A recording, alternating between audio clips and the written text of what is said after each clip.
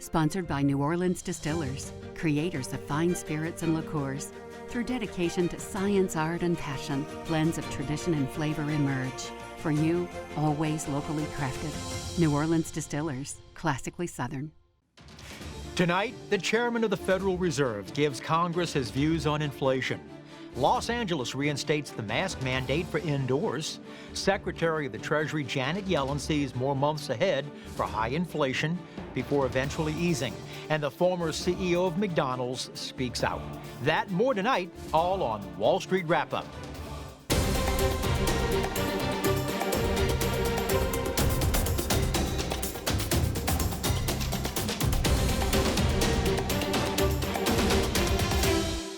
And welcome to Wall Street Wrap-Up, and I hope your week went well. I'm Andre Laborde. Our goal is bringing Wall Street to your street for today, Friday, July 16th, 2021, and to get you ready for the week ahead. Tonight, we'll be talking with former president and CEO of McDonald's, Ed Rensi. Ed innovated what we take for granted today, from pulling up to the favored golden arches and not getting out of your car and going through the drive-through window to breakfast items, what you don't feel like making or don't have time to do at home. But he'll be the first to tell you it's a team effort. Ed was the leader, though, of that team. Hey, we might even find out from Ed just what is that special sauce on the Big Mac. And he'll be with us tonight and in just a minute. But first, how do the markets do this week? Well, the Dow Jones Industrial Average ended the week at 34,686, down 300 points for the day and down 0.5% for the week. And the S&P 500 closed today at 4,327. That was down 32 points for the day and down almost 1% for the week.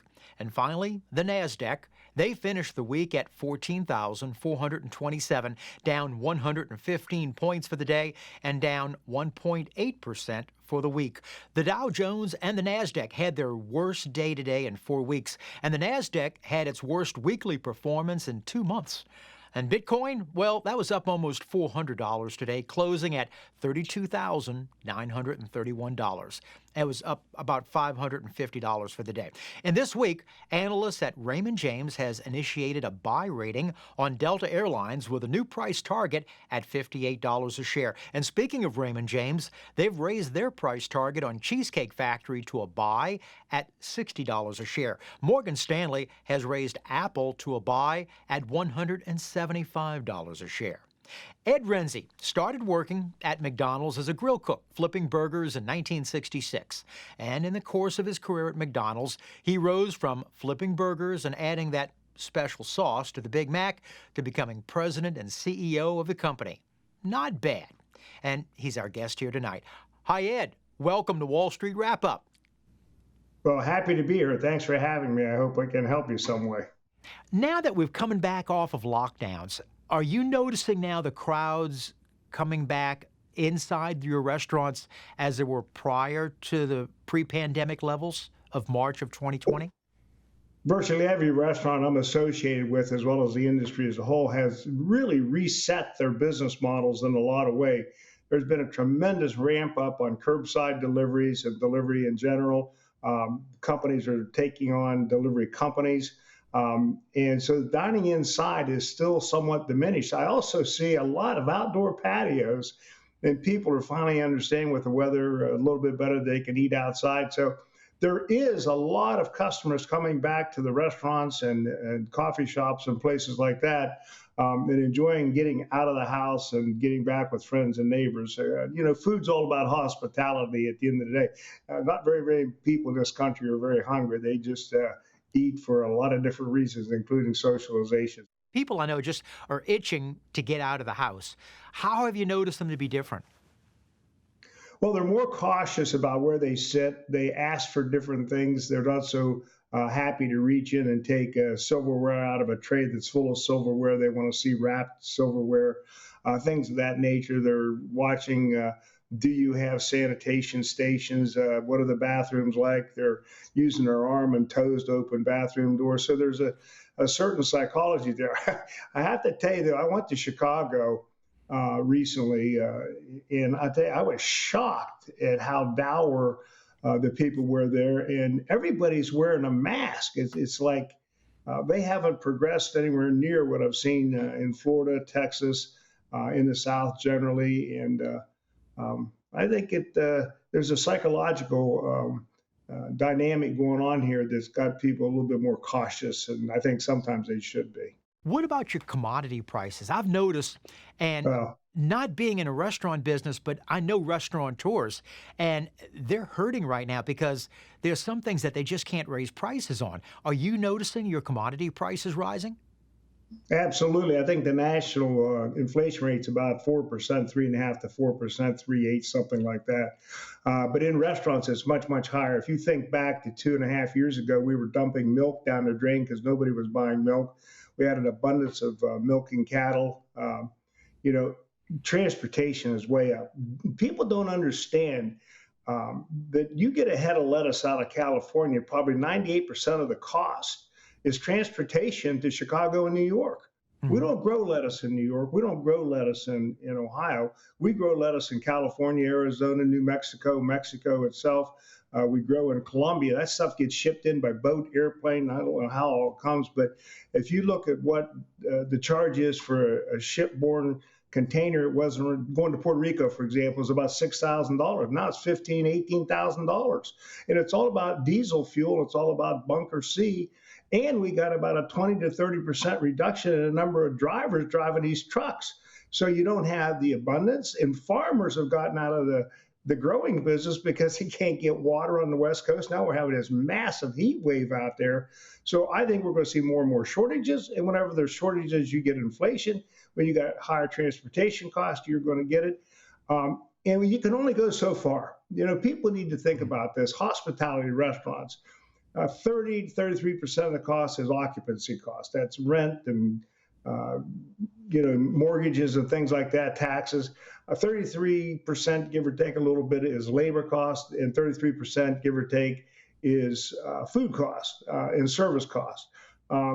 Boy, you get that out of whack and you start raising prices. For every 1% you raise prices, you lose about 1% in transaction counts. And for every 1% increase in commodity prices, you have to go up 0.3% on your menu costs. So if you get a 5% increase in commodity costs, you're looking at about 5% increase annually in the cost of your menu. Thank God we don't have a lot of floating rate today, but boy, if you have a floating rate mortgage, the way this is headed, we're going to have stagflation again, where we're going to have costs going up but no growth. Well, That that's scares interesting you bring it up, Ed, because a couple of weeks ago we had Mick Mulvaney on, former director of Office of Management and Budget, and one of the questions that we asked him was that because some economists say, "Oh, this is only transitory, only temporary until the bottleneck evens out equals the manufacturing getting to the final destination." There are some economists that say, "Oh no, this is not. This is going to be unless this is." Fixed in a hurry, this will not be transitory. What do you think? What are your thoughts Well, on I think that based on my past experience, when this gets embedded in the economy, it takes a long, if it takes 9 months to happen, it'll take 18 months or longer to come out of it. Because you just get into a cycle where people get out of the habit of buying. And when consumers get out of the habit of going to their favorite restaurant, you have sales declines that are very difficult to overcome. And it's largely because of the cost of goods sold. 33% of a food of your cost is for employment.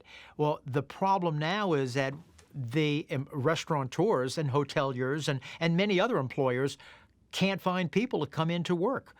There's a lot of with unemployment checks being sent out right now, at least till the end of September. There are plenty of people, or there may be other reasons as well too. And I don't want to put any kind of words. What do you think? What's the reason why people employers are having problems trying to find I think work? it's all the above. I think that there's been a lot of jobs created because of tech industry. There's a lot of young people who have created their own jobs by going on things like TikTok and social media and found ways to earn a basic income through social media and things of that nature.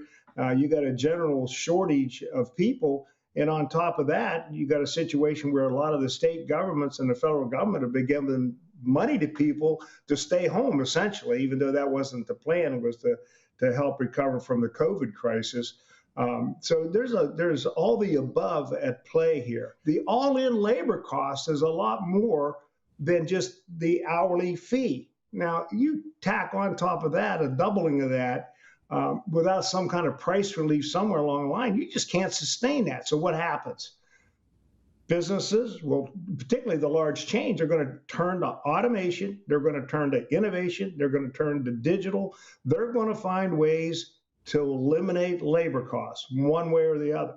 And this is where, Ed, I'm assuming this is where you're talking about kiosks when you walk in now, and I'm assuming in New York, more and more I've seen fast food restaurants are being ordering through via a kiosk, not just at the outside of the drive-through, but on the inside as well too. Is that correct? Well, there's a big switch. It's not just going to be kiosks. I think that's a tiny percentage of what's going on. The real advantage is your smart device, your cell phone. McDonald's has got an app right now, and Fat Brands has them, and everybody's headed that way. I can plug in my favorite breakfast, lunch, and dinner item. Every restaurant's geo-fenced within 500 yards. I'm driving down the highway, and it'll pop up and tell me where my nearest favorite restaurant is.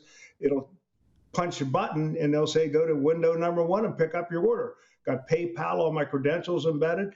So the need for people in the restaurant, those kinds of restaurants, has reduced dramatically because of just digital automation.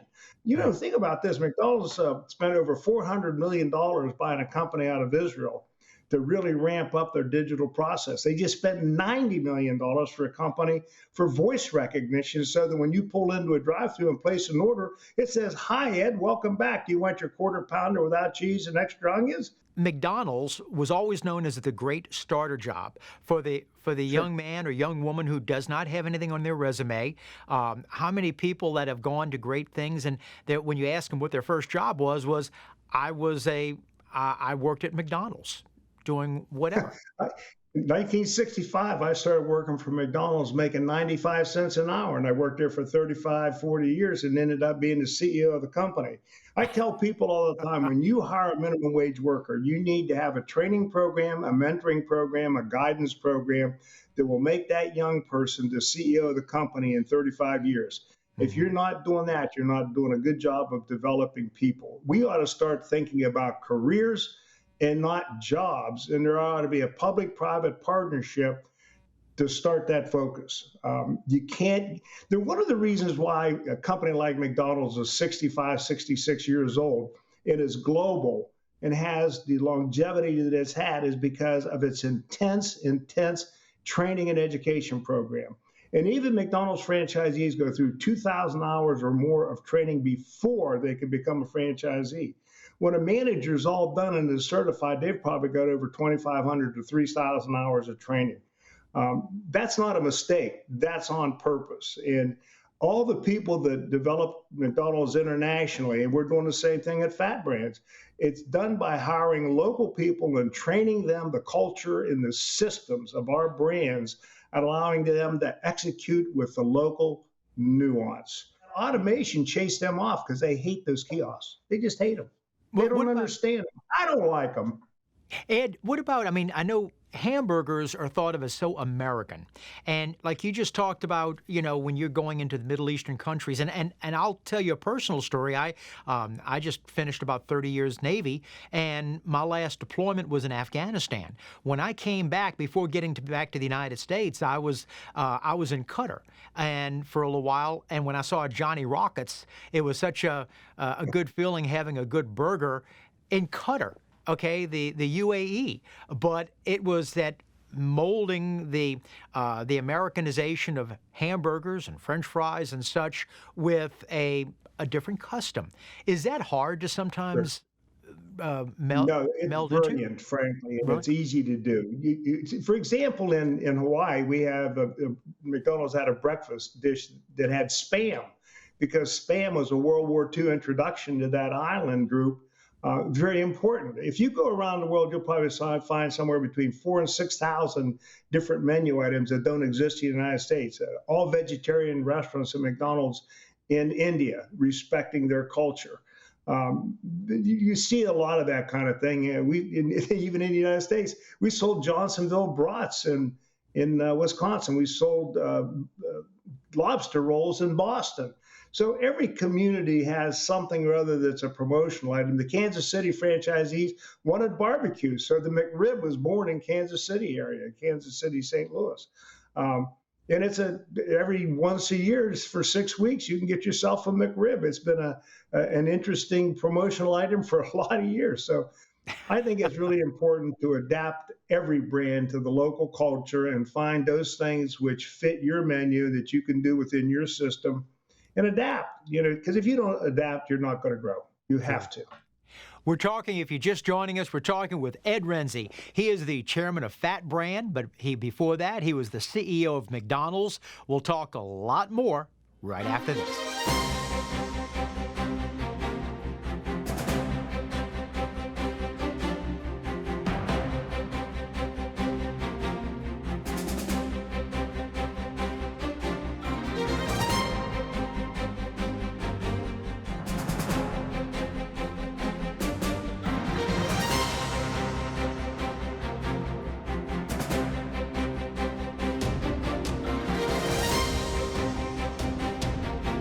Hi, and we're back. We're talking with Ed Renzi. Ed was also former CEO of McDonald's. And we're talking about franchising and such. Ed, I'll bet a lot of people have a business and they're thinking about they would like to franchise it. And we're thinking, let's say, the food business. What makes a good hamburger a hamburger? I think franchising is a great business opportunity for any business, but there's some things you have to understand. In order to franchise, you have to have systems, processes, and procedures and consistency that are written down in manuals, and you train to those standards religiously. The second thing is you have to be able to make a profit, and you have to get an EBITDA that's acceptable for long-term growth. The franchise has to be affordable, and it has to be scalable. And by that, I mean, if you're going to do a 50,000 square foot building and you're going to put $400 million into it, you're going to have a hard time selling a 15-cent hamburger. The menu of whatever products you're selling has to be proportionate to the possibilities of your investment.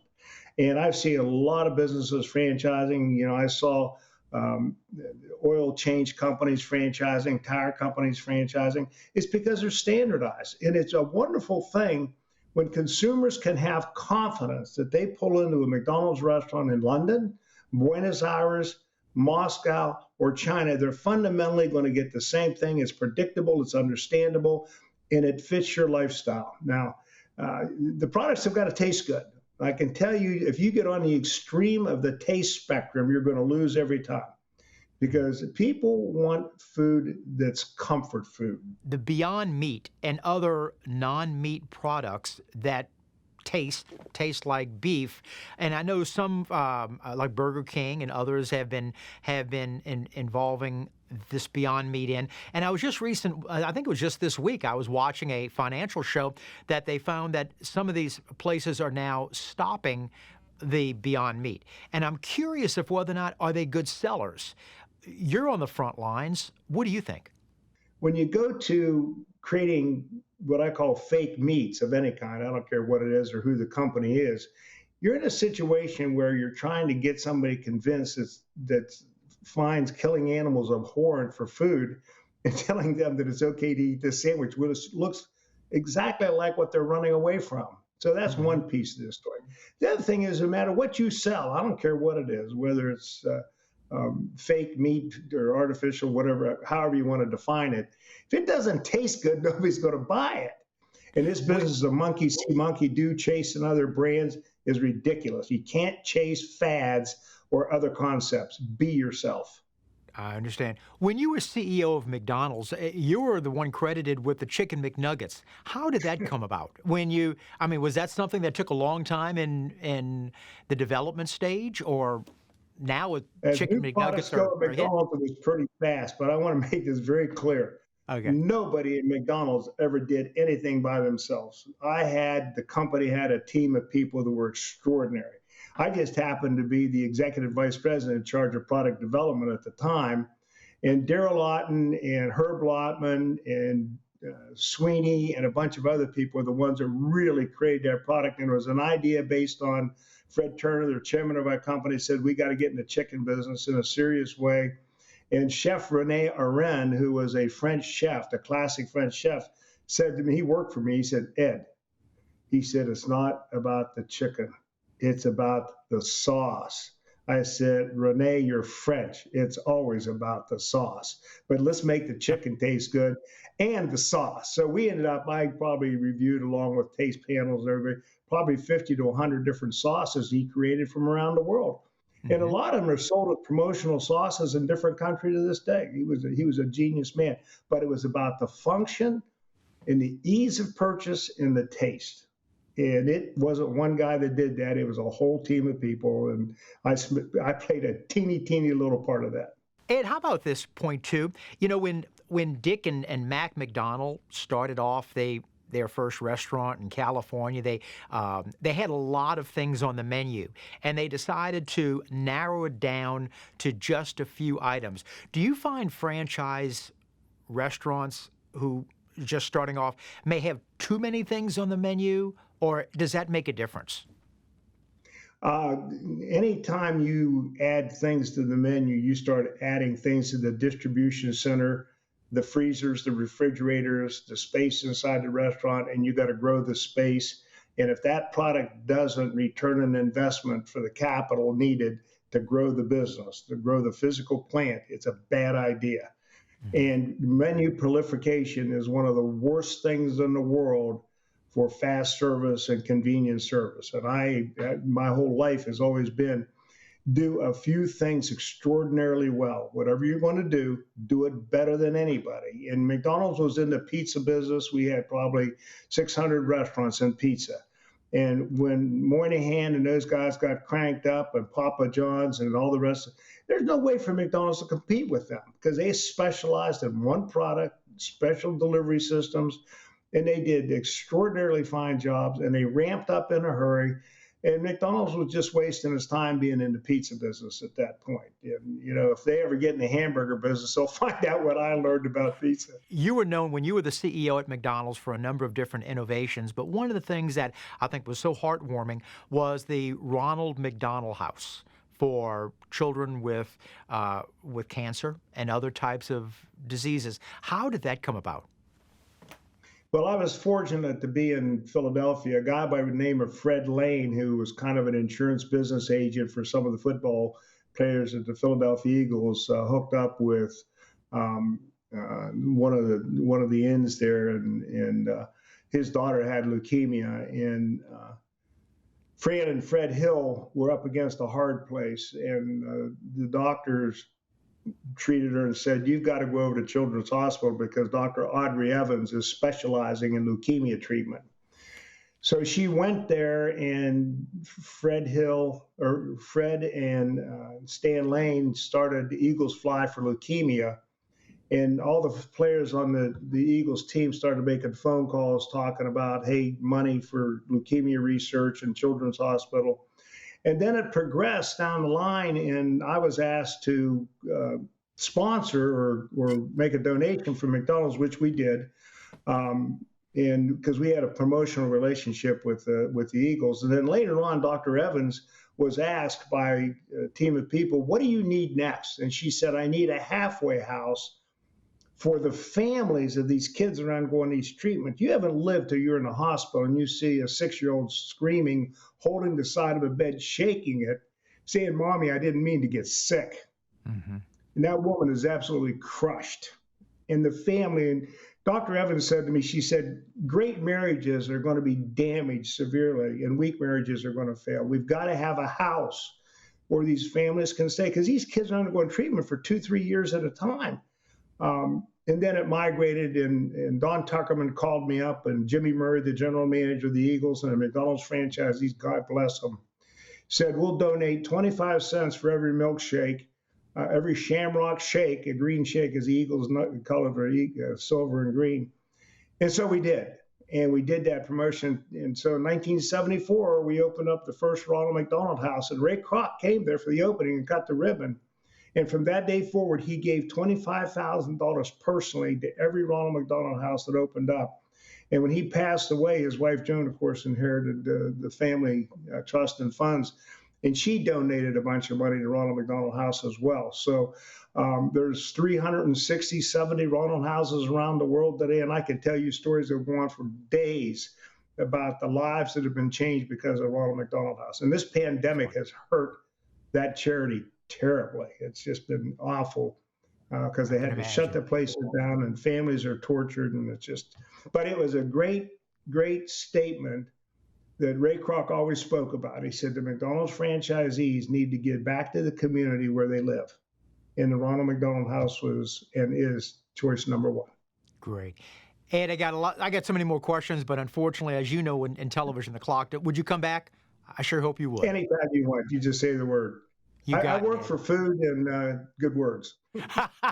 Well, believe me, you come to New Orleans. You won't come. You may come hungry, but you won't leave that way. Thank you. That's a fact. You're right. Thank you, Ed. Ed Renzi. Thanks, Ed. Really appreciate it. Well, if you've got a question about finance or a comment about the show, we'd love to hear from you. You can write us at andre@wallstreetwrapup.info. Keep it pithy or concise. We'll be glad to answer your questions. And now for a look ahead for next week. But first, what was the original name of Amazon.com? We'll have that answer in just a moment.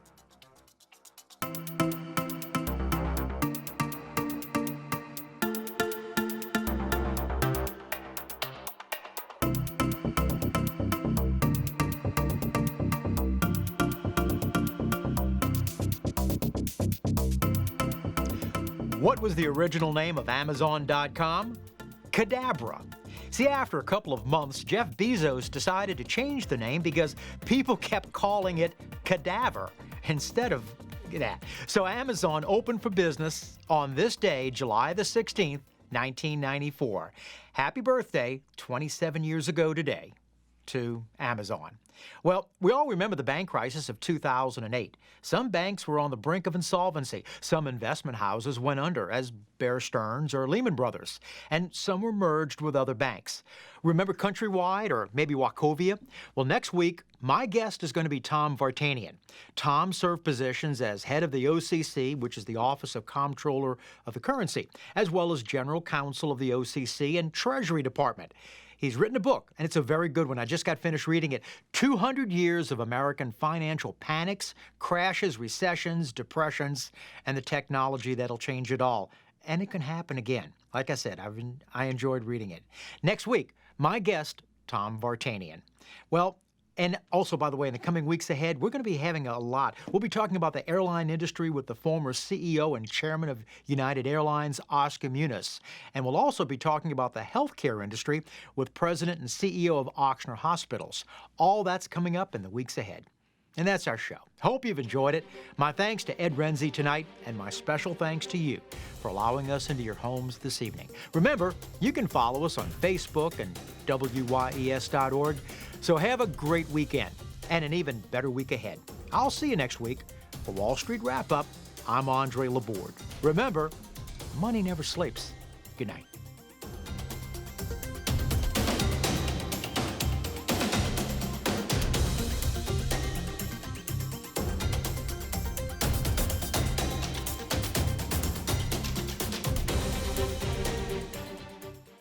Sponsored by New Orleans Distillers, creators of fine spirits and liqueurs.